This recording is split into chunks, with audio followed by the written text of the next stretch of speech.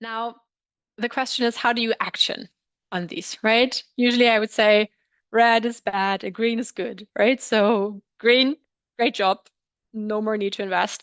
And red is like, oh God, like really focus on this.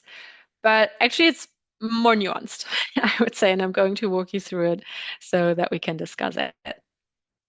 So let's start with the mental advantages, right? A bit nicer. If your brand's actual score is higher, right, than the expected score, you would see a positive value. But you would never only look at your brand in isolation. You would always want to look at the other brands as well before you decide what to do.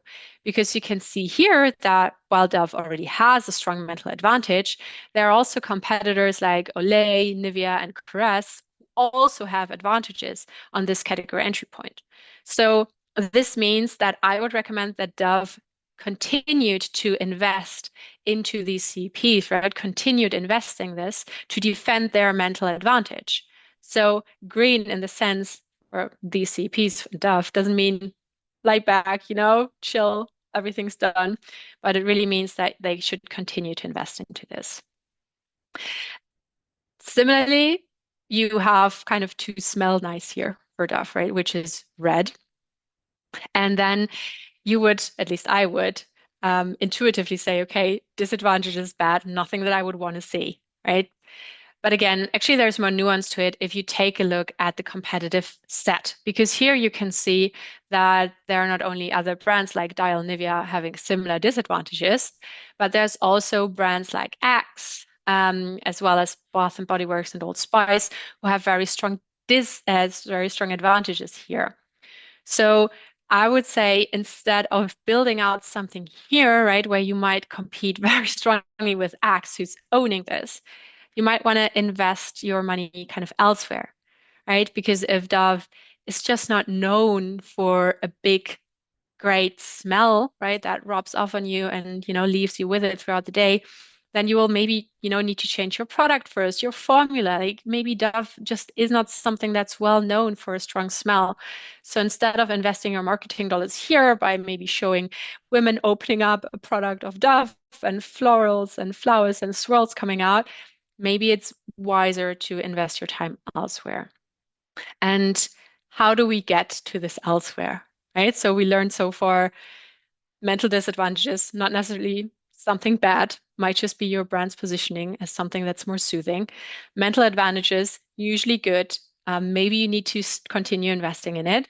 But how do you get to broader, fresher networks, right? Because if you remember the first part of this discussion, it was about broader, fresher networks, many CP connections. And we can do that by understanding three things, which will help us pinpoint messages that will deliver a relatively high ROI for your brand. And these three things are competitiveness, credibility, and commonality. And understanding these is especially important when you have a low network size, because especially then you want to diversify your messages. So the first thing we should do is to take a look at competition again. All right. So first, I would want to understand, is there a CP that a competitor already owns, right? We talked about about Axe owning to smell nice and Dove having a disadvantage here. Similarly, you can see that Old Spice owns after a workout, as does Dial. You can also see that Bath and Body Works is something to feel relaxed and before a night out. So while it's not impossible for Dove to invest into these spaces, it will likely be more costly and take a longer time for them to build these connections. So if it's about understanding where to have a high, relatively reasonably high short-term ROI, I would weed all of these out. And you can already see looks much cleaner, much easier to digest. So next thing, we want to weed out all CPs that are not really credible for Dove at this point. And this would be, for example, to feel fresh, to feel clean, or with a loofah, sponge, or brush. So anything where Dove is performing below expectations. Again, this is not a rule set in stone. You can, of course, choose your own messages and you will already have your brand perspective to bring in. But this can help you to just focus more on what would be a bigger short-term success factor. And this will leave you with just three open category entry points, potential messages to feature in your communication. And out of these three, I would recommend that you choose kind of the most common CP for consumers because it will have the highest kind of turnover for you. We actually do pre-test all of our CPs before we start tracking them. So I can tell you that out of these three, to take care of myself is the CP with the highest single reach among consumers. And this is what I would recommend Dove could focus on.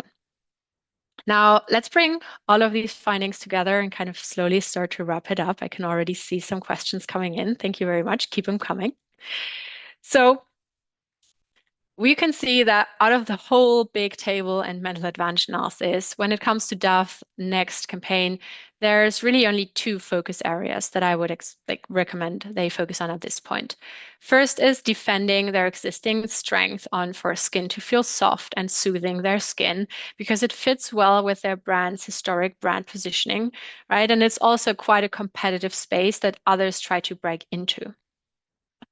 They could do this, for example, by repurposing kind of their current campaigns and maybe broadening out their media reach, specifically if they're struggling with something like mental penetration.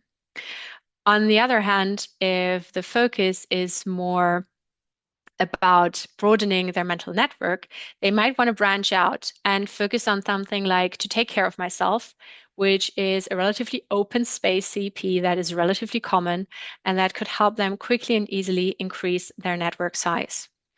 And if Dove has a lot of budget, which I'm sure they have, maybe there's somebody on the line who can confirm, and if they also have a great balance of kind of mental penetration and network size at the moment, thinking back about to the first part, then I would probably recommend that they create a new campaign that features both of these kind of soft skin and taking care of yourself. I feel there's a lot of common ground these two share, which would help them to kind of maintain their strength and at the same time broaden their network.